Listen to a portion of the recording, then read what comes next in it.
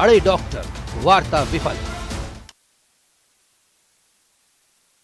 नमस्कार, बहुत बहुत स्वागत है आप सभी का। शाम के 6 बजने वाले हैं। आप देख रहे हैं वीकेंड का सबसे भरोसेमंद डिबेट शो। आप सबके साथ मैं हूं प्रियंका राय। मुख्यमंत्री की अपील और 2 दौर की वार्ता के बाद भी आरटीएच यानी कि राइट टू हेल्थ बिल का अभी कोई समाधान नहीं निकल सका। बैठक के बाद डॉक्टर्स प्रतिनिधि मंडल ने प्रेस कॉन्फ्रेंस की, जहां डॉक्टर्स ने 27 मार्च यानी कि कल एक बड़े आंदोलन और 29 मार्च को सामूहिक अवकाश का ऐलान किया है। धरने, आंदोलन और कार्य बहिष्कार और सामूहिक अवकाश के ऐलान से प्रदेश में मरीजों की परेशानी और बढ़ने वाली है। लेकिन सवाल ये, किस तरह कैसे समझौते का रास्ता निकल सकता है? सवाल यह है कि क्या डॉक्टर्स और सरकार को बेहाल मरीजों की कोई परवाह नहीं है? और सवाल यह भी है कि क्या यूं ही डॉक्टर्स धरने पर बैठे रहेंगे? कई बड़े सवाल हैं, क्योंकि आरटीएच को लेकर लंबे वक्त से डॉक्टर्स प्रदर्शन कर रहे हैं, कार्य बहिष्कार किए हुए हैं। कई निजी अस्पताल बंद चल रहे हैं, जिसके चलते प्रदेश में क्या दुर्दशा हो रही है मरीजों की, यह भी किसी से छिपा हुआ नहीं है। लगातार हम खबरें भी दिखा रहे हैं कि किस तरीके से मरीज अस्पताल में पहुंच रहे हैं, लेकिन अस्पतालों में ताला लगा हुआ है। इसके बाद मरीज सरकारी अस्पताल का रुख कर रहे हैं, लेकिन वहां भी लगातार जिस तरीके से मरीजों की संख्या बढ़ती चली जा रही है, वहां भी मरीजों को उपचार नहीं मिल पा रहा है। सिर्फ इमरजेंसी वाले मरीजों को ही इलाज दिया जा रहा है। ऐसे में अब बड़ा सवाल यह है कि मरीजों की आखिर कौन सुनेगा? आखिर कब तक मरीज ऐसे ही परेशान होते रहेंगे? इस बड़े सवाल पर आज बड़ी चर्चा करेंगे। तमाम गेस्ट इस वक्त हमारे साथ जुड़ चुके हैं। आपसे मिलवा देती हूं, आशीष चतुर्वेदी बीजेपी नेता हमारे साथ जुड़ चुके हैं, राजेंद्र आर कांग्रेस नेता हैं, मिथिलेश जैमिनी वरिष्ठ पत्रकार हमारे साथ जुड़े हुए हैं, और डॉक्टर अशोक शारदा डॉक्टर्स प्रतिनिधि मंडल का प्रतिनिधित्व करेंगे, वो भी इस वक्त हमारे साथ जुड़े हुए हैं। बहुत स्वागत आप सभी का न्यूज 18 राजस्थान पर। और चर्चा की शुरुआत डॉक्टर अशोक जी आपके साथ करते हुए, क्योंकि ये बिल तो गरीबों के हित के लिए है ना। मरीजों को अगर इलाज मिल पा रहा है तो डॉक्टर्स को कहां दिक्कत आ रही है? कम से कम बातचीत में अपनी बात तो रखिए। आप तो अड़े हुए हैं नो टू आरटीएच, कहां दिक्कत आ रही है ये तो बताइए ना।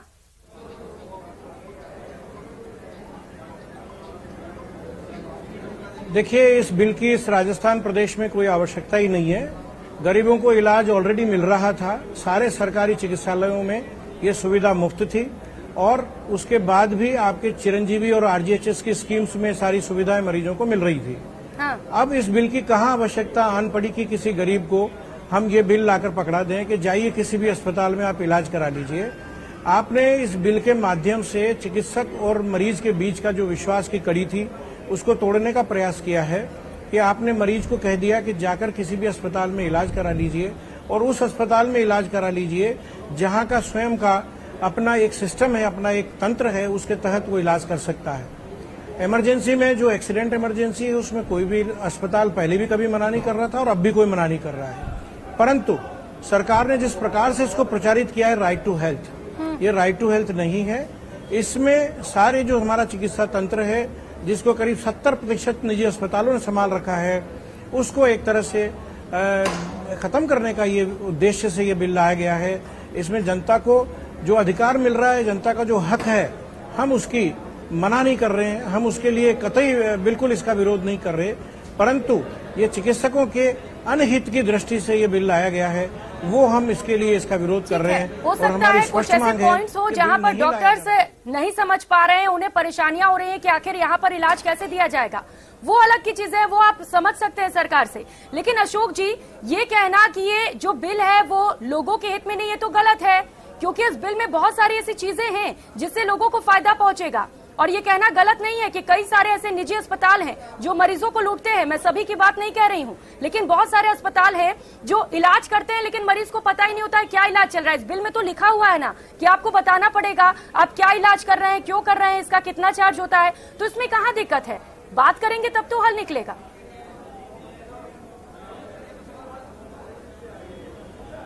मैं आपको, जो आपने दूसरा प्रश्न मुझसे किया कि निजी अस्पतालों पर इल्जाम आता है कि वो सदैव लूट रहे हैं। हाँ।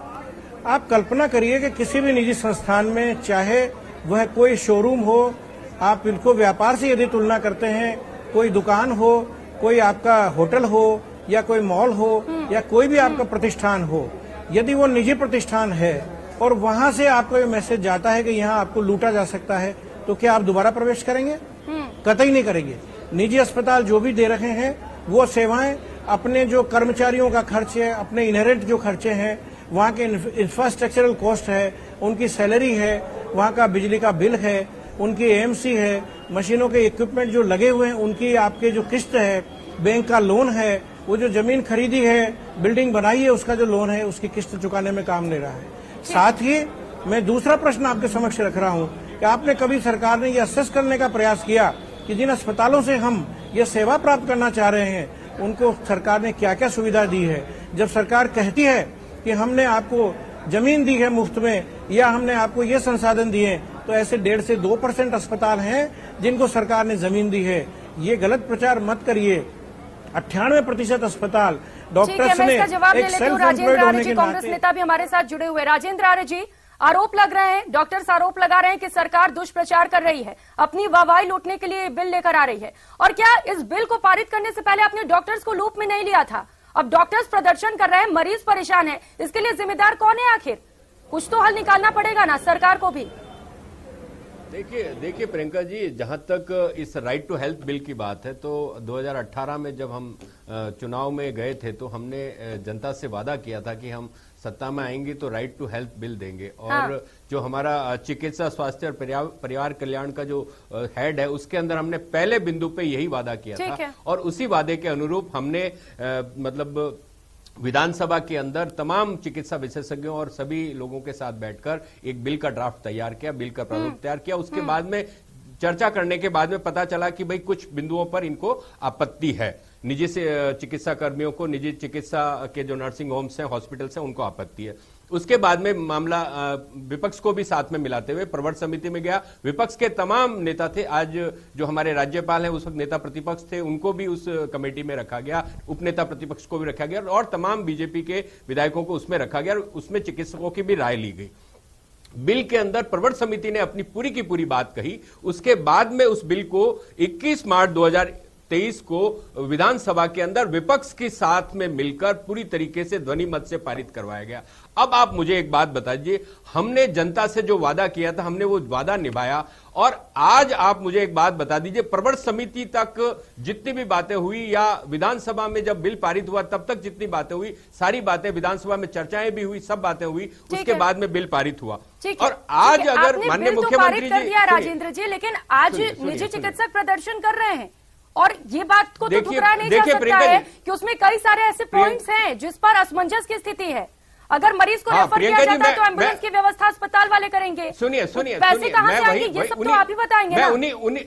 सुनिए, मैं उन्हीं बिंदुओं पे आ रहा हूं। जब माननीय मुख्यमंत्री जी रात को पहुंचे और मतलब बिल जब पारित हुआ तब तक डॉक्टरों से वार्ता करने के बाद ही प्रवर समिति से फाइनल होने के बाद में बिल पारित हुआ और जब जैसे ही बिल पारित हुआ वैसे ही इन्होंने कहा कि हमें राइट टू हेल्थ नहीं चाहिए। अरे भाई ये क्या बात हुई? आप प्रवर समिति तक बैठक में थे, तब तक तो आपने माना। फिर माननीय मुख्यमंत्री जी ने कल निवेदन किया, उन्होंने कहा कि डॉक्टर्स हमारे इस चिकित्सा तंत्र का सबसे महत्वपूर्ण इकाई है और हम उनको साथ लेके चलना चाहते हैं। राजस्थान एक मॉडल स्टेट है, यूनिवर्सल हेल्थ कवरेज में राजस्थान नंबर 1 है। राजस्थान स्वास्थ्य सेवाओं पे देश के अंदर सबसे ज्यादा बजट के अंदर खर्च करता है। उसके बाद में हम मॉडल स्टेट बने, चाहे चिरंजीवी स्वास्थ्य बीमा योजना, चाहे आरजीएचएस की बात हो, उससे पहले निःशुल्क दवाओं की बात हो, चाहे निःशुल्क जांचों की बात हो, तमाम चीजें डॉक्टरों की बदौलत ही संभव हुई। और राजस्थान के अंदर जो हमारा निजी जो सरकार, राजेंद्र जी, क्योंकि डॉक्टर्स का साथ तो चाहिए, इलाज तो उन्हीं को करना है और जब तक उन्हें आप संतुष्ट नहीं करेंगे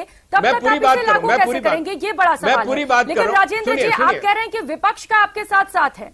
उपनेता प्रतिपक्ष राजेंद्र राठौड़ कह रहे हैं कि डॉक्टर्स को दुखी कर ये बिल लेकर आ रहे हैं, ये सफल नहीं होगा। इस पर आपका बयान सुनिए मेरी बात सुनिए। माननीय मुख्यमंत्री जी ने आज जब उनसे निवेदन किया तो उन्होंने 2 बिंदुओं पे अपनी बात कही कि आपकी शंका है पुनर्भरण को लेकर, रिम्बर्समेंट जिसको हम बोलते हैं। तो सरकार ने कहा कि सरकार अस्पतालों के इलाज के अंदर इमरजेंसी का हो चाहे एक्सीडेंटल हो, उसके अंदर जो भी व्यय आएगा वो पुनर्भरण करेगी। उसके अलावा जो उनको एक डाउट और है कि प्रशासनिक नियंत्रण हो जाएगा, तो उसमें भी अस्पताल प्रबंधन जो होता है उनका, हॉस्पिटल एडमिनिस्ट्रेशन और उनका इंटरनल जो सिस्टम होता है, उसके अंदर भी प्रशासनिक कोई भी दखलंदाजी नहीं होगी। हॉस्पिटल्स को ये आश्वस्त रहना चाहिए। फिर मैं बता दूं प्रियंका जी, राजस्थान एक ऐसा स्टेट है जहां पे सरकारी क्षेत्र के अंदर, सरकारी मेडिकल कॉलेजेस के अंदर पढ़े हुए डॉक्टर्स सारे जो हमारे सरकारी अस्पतालों में प्रोफेसर रैंक पे, सीनियर प्रोफेसर रैंक पे हैं, उनमें से कई वाइस चांसलर भी बन गए, उनकी पूरी की पूरी ख्याति है। लेकिन आज अगर वो ये कहते हैं कि नहीं साहब ये, अरे भाई राजस्थान सरकार में या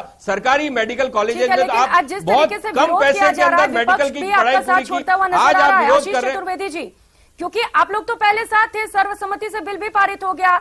अब राजेंद्र राठौड़ कह रहे हैं कि हम भी साथ नहीं हैं अगर डॉक्टर्स को दुखी कर रहे हैं।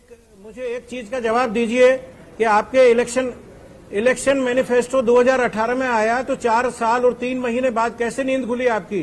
जब आप बिल लाए चुनाव के साल में क्यों लेकर आए हैं? ये स्पष्ट आपका मत बताता है कि केवल आप मतदाता को प्रभावित करने के हिसाब से बिल को लेकर आए। डॉक्टर साहब सुन लीजिए, मतदाता को प्रभावित नहीं है, मतदाता आप भी हैं, मैं भी हूं और राजनीतिक दल के लोग भी होते हैं। आज आप मुझे बात बता दीजिए, कोविड के अंदर पूरा का पूरा हमारा जो सिस्टम बिगड़ गया था, जैसे जैसे हमने चिरंजीवी स्वास्थ्य बीमा योजना, आज मुझे एक बात बता दीजिए, अगर चिरंजीवी स्वास्थ्य बीमा योजना और आरजीएचएस मेहमान हमारे साथ जुड़े हुए उनसे भी जरा सा सवाल पूछ लेते हैं। चिरंजीवी स्वास्थ्य बीमा योजना आरजीएचएस नहीं हो क्या तो बोलेंगे आप इस पर? प्राइवेट हॉस्पिटल चलाना मुश्किल हो जाएगा, लेकिन राजस्थान सरकार ने प्राइवेट हॉस्पिटल को सहयोग किया। ठीक है राजेंद्र, नहीं आ रहा क्योंकि राजेंद्र जी अभी शांत हो नहीं रहे हैं। ठीक है बोलिए। नहीं, मुझसे सवाल पूछा ना, डॉक्टर साहब ने सवाल पूछा, मैं उसका जवाब दे रहा हूँ कि अगर चिरंजीवी स्वास्थ्य बीमा योजना या आरजीएचएस नहीं होती तो क्या प्राइवेट हॉस्पिटल चल जाते हैं? प्राइवेट हॉस्पिटल चली उन्हीं की बदौलत है जो राजस्थान सरकार ने योजना नहीं चाहते क्या जनता का हित हो? अब बिल के विरोध में भी आप उतर आएंगे? देखिए प्रियंका जी, भारतीय जनता पार्टी बिल के विरोध में नहीं है। हाँ। लेकिन ये एक फैक्ट है, जैसा आप कह रही थी प्रियंका जी की, इस पूरे बिल की सबसे महत्वपूर्ण कड़ी है डॉक्टर्स। अगर हाँ। डॉक्टर्स का सहयोग नहीं होगा तो हम इस बिल को लागू नहीं कर पाएंगे, ये फैक्ट है। तो सरकार को जिनसे वार्ता करनी चाहिए थी उसमें सरकार कहीं न कहीं विफल रही है। सरकार ने बहुत देर से उनसे वार्ता की। आप देखिए, जो काम सरकार को पहले करना चाहिए था, सरकार ने उसको एकदम लास्ट स्टेज में किया था। हाँ। और मैं आपके चैनल के माध्यम से भारतीय जनता पार्टी सभी डॉक्टरों से अपील करती है कि आपका सरकार से जो भी अंतर्विरोध हो, जो भी गतिरोध हो, उसकी सजा राजस्थान की 8 करोड़ जनता को नहीं मिलनी चाहिए। आपको जो भी स्पेसिफिक प्रॉब्लम है, आप सरकार से वार्ता कीजिए, अपना डेलीगेशन बनाइए, लेकिन अल्टीमेटली जो है सफर जनता कर रही है। बिल्कुल। और देखिए प्रियंका जी, मैं इस राइट टू हेल्थ में आपके चैनल में कई बार डिबेट हुई है। हमारा बार बार यही कहना है भारतीय जनता पार्टी का कि सरकार का अपना खुद का एक इंफ्रास्ट्रक्चर है। सरकार के पास गवर्नमेंट मेडिकल कॉलेजेस हैं, सरकार के पास डिस्ट्रिक्ट हॉस्पिटल हैं, सरकार के पास सब डिस्ट्रिक्ट हॉस्पिटल हैं, सरकार के पास सीएचसी हैं, पीएचसीज हैं। लेकिन सरकार जो अपना इंफ्रास्ट्रक्चर है उसमें सुधार करती नहीं है, उसको मजबूत करती नहीं है। और सारी जिम्मेदारी अगर आप केवल प्राइवेट हॉस्पिटल पे डालेंगे बिना अपने में सुधार किए तो ये ठीक नहीं है। अभी मैं 3 दिन पहले की स्थिति बताता हूं आपको प्रियंका जी। अभी 3 दिन पहले सीकर में एक 4 माह का बच्चा वहां के गवर्नमेंट हॉस्पिटल में जाता है। हाँ। जब उसको जयपुर रिकमेंड किया जाता है तो वहां से एम्बुलेंस नहीं मिलती है उसको हॉस्पिटल से, आप देखिए, और बच्चा जब तक जयपुर पहुंचता है तो उसकी डेथ हो जाती है। तो ये नाकामी क्या सरकार की नहीं है क्या हमने नहीं देखा गवर्नमेंट हॉस्पिटल में किस तरह से एक माँ के पास से सरकारी अस्पतालों में जो खींच करके ले गया है उसे तो सुधारा जाए। प्राइवेट हॉस्पिटल्स पर जो बोझ डाल रहे हैं वो तो ठीक है, लेकिन आशीष जी डर तो नहीं लग रहा है बीजेपी को कि आरटीएच अगर आ जाता है लोगों का फायदा होता है तो इससे बीजेपी कोई डर नहीं है, डरने की बात ही नहीं है। अरे देखिए प्रियंका जी, इस सरकार की इतनी विफलताएं कि सरकार एक भी फ्रंट ऐसा नहीं है कि हम हेल्थ को ले लें, हम एजुकेशन को ले लें, हम लॉ एंड ऑर्डर को ले लें, हम एम्प्लॉयमेंट जनरेशन को ले लें। एक भी इशू ऐसा नहीं है जिसके बीच में जनता के बीच में चले जाएं। आपको पता नहीं राजस्थान में क्या स्थिति है। राजस्थान में जनता पूरी तरह से त्रस्त है इश्यूज को लेकर के। एनीवे, मैं उस पर डिबेट नहीं करना चाहता हूं, मैं डिरेल हो जाऊंगा। हम कह रहे हैं कि ऐसे सैकड़ों उदाहरण हैं जब सरकार का खुद का इंफ्रास्ट्रक्चर बहुत ही कमजोर और लचर साबित हुआ है। और राजस्थान के मुख्यमंत्री जी बात करते हैं कि साहब प्राइवेट हॉस्पिटल ने लूट मचा रखी है। अरे भाई, आपको 14 साल हो गए राजस्थान के मुख्यमंत्री बने हुए, आपने एक कार्रवाई की हो तो बताइए ना कि हमने एक हॉस्पिटल पे कार्रवाई की। ठीक है, मैं आऊंगी, तमाम सवाल पूछे गए हैं कांग्रेस से, इसके लिए मैं आऊंगी आपके पास, लेकिन उससे पहले मिथिलेश जैमिनी जी आपका रुख करते हुए, क्योंकि आपने सबकी बातें सुनी, किस तरीके से मरीज परेशान है ये भी आप देख रहे हैं। क्या कोई हल निकलता हुआ नजर आ रहा है? सरकार कह रही है हम ये बिल ला कर रहेंगे और डॉक्टर्स कह रहे हैं कि आरटीएच को नहीं लाने देंगे किसी भी कीमत पर। देखिए प्रियंका जी, अगर दोनों अपनी जिद छोड़ दें, हाँ, अगर कल से ये कह दिया कि हम घर पे भी नहीं देखेंगे सरकारी डॉक्टर जिस तरीके से कह रहे हैं, हाँ। तो मरीज तो बेहाल है, चाहे सरकार को कुछ लाभ हो ना हो, चिकित्सकों को कोई लाभ हो ना हो। अब इसमें एक इंपॉर्टेंट जो फैक्टर निकल के आता है वो यह है कि हमने राइट टू फूड का एक्ट दिया है, तो इसका मतलब ये तो है नहीं कि कोई 5 स्टार होटल में जाकर रोटी मांगेगा, मुझे भूख लग रही है मुझे रोटी खिलाओ। ये तो सरकार को पहले सोचना चाहिए बिल बनाने के लिए। हाँ। जब आप 80 करोड़ लोगों को 2 रुपए किलो अनाज दे रहे हो, फ्री अनाज दे रहे हो, वैसे ही कोई स्कीम आपको लानी पड़ेगी। दूसरा, आपने एजुकेशन में आरटीई लगाया, उसमें भी क्या हालत है। आपने इंग्लिश मीडियम स्कूल खोल दिए, तमाम स्कूलें खोल रखी है, फिर भी आप महंगी स्कूलों में दाखिला कराते हो, उनकी फीस नहीं देते हो, भरते हो टाइम पे। तो वही डर इन डॉक्टरों को सता रहा है। हाँ। वही रिएम्बर्समेंट का जो प्रॉब्लम है, जो आरटी वाला मामला है, 3-3 साल 11-11 हजार रुपए नहीं मिलते हैं एसएमएस और एमजीडी स्कूल में बच्चों का दाखिला होता है, वही डर उनको सता रहा है। अब होता यह है कि सरकार ने इतनी सारी मेडिकल कॉलेजें खोल दी। हमारे यहाँ राजस्थान में सबसे बड़ा दुर्भाग्य क्या है कि हम मैन्युफैक्चरिंग हब तैयार नहीं करना चाहते। सबसे बड़ी प्रॉब्लम है यहाँ दवाओं की, दवाएं महंगी है, तो आप यहाँ यूनिट क्यों नहीं लगाते दवाओं की, फार्मेसी क्यों नहीं क्रिएट करते। तो इंपॉर्टेंट चीज ये है कि हमारी पीएससी, सीएससी, इतने सारे अस्पताल, लेकिन हालात जो है सरकारी तंत्र को हम सुधारना नहीं चाहते और निजी तंत्र पर हम भार बढ़ाना चाहते हैं। अब सरकारी तंत्र वाला भी क्या करता है, वो प्राइवेट हॉस्पिटलों में स्पेशलाइजेशन की ड्यूटी देता है, तो वो भी उनके साथ खड़ा हुआ है। तो ये एक बड़ा कोकस है। हाँ। उसको तो हम तोड़ नहीं रहे। हाँ। और हम बात कर रहे हैं कि साहब कोई भी इलाज कराएगा सीधा जाएगा, इमरजेंसी की कोई डेफिनेशन नहीं दी। सांप काटेगा तो इमरजेंसी है, हार्ट अटैक आएगा तो इमरजेंसी नहीं है। हाँ। कई सारी खामियां रखी है। तो आप देखिए, मैं कहता हूं चिकित्सा का विभाग जिसको भी सौंपा जाए वो चिकित्सा को समझने वाला होना चाहिए। अब आप किसी को भी सौंप दो चलते फिरते, हाँ। यही हाल होता है। तो जो आपको माहौल है उसको समझना पड़ेगा। डॉक्टर्स एक सेंसिटिव जॉब है, एक प्रोफेशनल जॉब है। हाँ। उनकी जो डिमांड्स है उनको भी समझना पड़ेगा। पब्लिक है, पब्लिक डॉक्टर्स पे उसकी जान निर्भर है। आप कोविड की बड़ी मॉडल, भीलवाड़ा मॉडल की सीएम साहब बार बार बात करते हैं, तो आप भी अपनी जिद छोड़िए। तो ये सबसे बड़ी प्रॉब्लम है कि एक तरफ तो आप अडानी जी को 1 लाख बीघा जमीन दे देते हैं। हाँ। और दूसरी तरफ इन डॉक्टरों को दी या नहीं दी है, उनको कह रहे हैं, जैसे भी डॉक्टर साहब कह रहे थे हमें 1-2% लोगों को जमीन दी है। हाँ। उनकी आप चर्चा करते हैं, अडानी की तो चर्चा नहीं करते आप। हाँ। कि हमने 1 लाख बीघा जमीन दे दी।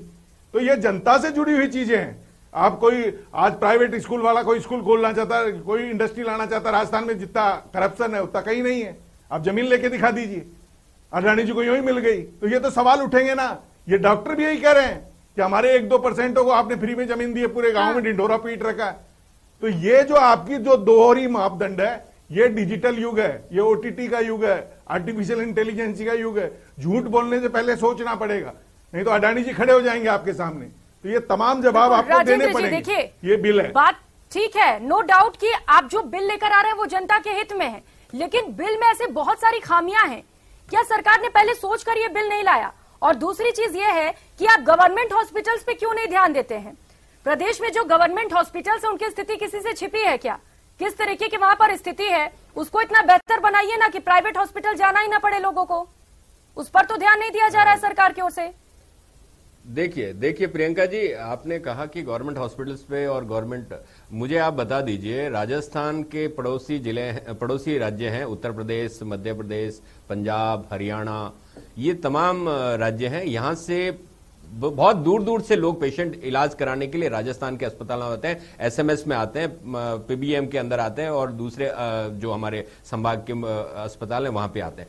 आज आप बता दीजिए, राजस्थान के अगर मतलब सरकारी क्षेत्र के अंदर इलाज नहीं होता तो वो यहां इलाज कराने किस लिए आते? और आरजीएचएस की बात हो रही है, आरजीएचएस की बात हो रही है, आरजीएचएस की बात हो, चाहे चिरंजीवी स्वास्थ्य बीमा योजना की बात हो, उन दोनों योजनाओं को लाने के बाद में जो हमारे निजी क्षेत्र का हमारा जो चिकित्सा तंत्र है वो सुदृढ़ हुआ है, क्योंकि जो पैसा लोगों को अपनी जेब से देना पड़ता था वो पैसा सरकार देती है। तो आज यहां पर चिकित्सा तंत्र को, निजी जो चिकित्सा संस्थान है उनको तो सरकार का शुक्रगुजार होना चाहिए कि उन्होंने उनको एक ऐसी योजना दी जिसकी वजह से इलाज भी सुचारू होता है, जनता का भी फायदा हो रहा है, अस्पतालों का भी फायदा हो रहा है। आज अस्पतालों की बैलेंस शीट उठा के देखिए, सुनिए मेरी बात पूरी नहीं हुई है। मैं आपको बता दूं, जहां पर डॉक्टर्स को या निजी जो आपके चिकित्सा संस्थान है उनके अंदर, यदि आप कह रहे हैं कि चिरंजीवी और आरजीएचएस में अच्छा काम हो रहा था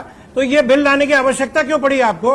और चिरंजीवी और आरजीएचएस का आप मुझसे ऑपरेशन कराना चाहते हैं, आप सुनिए, आरजीएचएस में प्रत्येक मरीज से, प्रत्येक परिवार से, राज्य कर्मचारी से आप 8 से 10 हजार रुपए प्रतिवर्ष काटते हैं, और उसके बाद जो वो दवाई खरीदता है उस दवाई में 12% आप ब्रांडेड दवाई पर पैसा काट लेते हैं और 40% जेनरिक दवाई पर पैसा काट लेते हैं। ऐसा क्यों हो रहा है? ये आरजीएचएस की सच्चाई है। चिरंजीवी में आप काम कराएंगे 1 रुपए का, पैसा देंगे 17।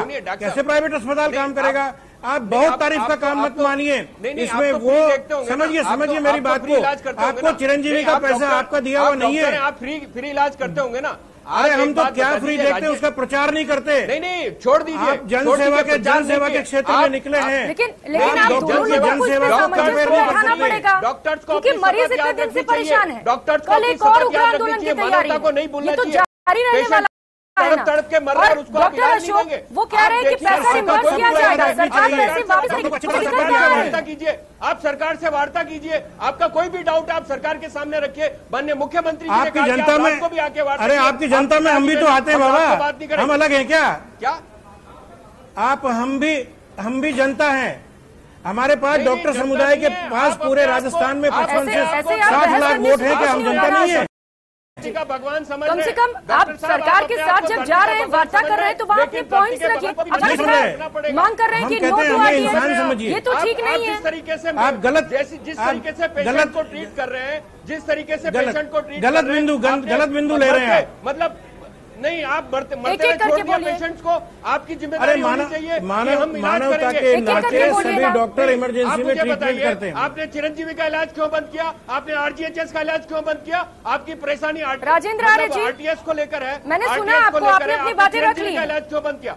नहीं, इन्होंने इनसे पूछी ना, इन्होंने चिरंजीवी का इलाज क्यों बंद किया? इनको आज 75 साल हो गए भारत को आजाद हुए, आपने स्वास्थ्य तंत्र पे ध्यान ही नहीं दिया। हम उस स्वास्थ्य तंत्र को डेवलप करने के लिए टैक्स देते हैं। इस देश के अंदर डॉक्टर्स नहीं बनते, इस देश के नहीं, ऐसा कतई नहीं कह सकते। ऐसे थोड़ी हल यदि निजी अस्पताल, फिलहाल वक्त हमें देने की इजाजत देता है। बहुत शुक्रिया आप सभी मेहमानों का हमारे साथ जुड़ने के लिए और इन तमाम चर्चाओं के लिए। तो लगातार आरटीएस को लेकर बवाल जारी है, लेकिन सवाल सबसे बड़ा ये है कि क्या ऐसे ही प्रदर्शन चलता रहेगा, ऐसे ही हड़ताल चलता रहेगा? और अगर इन सब के बीच ऐसे ही हड़ताल चलता रहा तो मरीजों का आखिर क्या होगा? नमस्कार।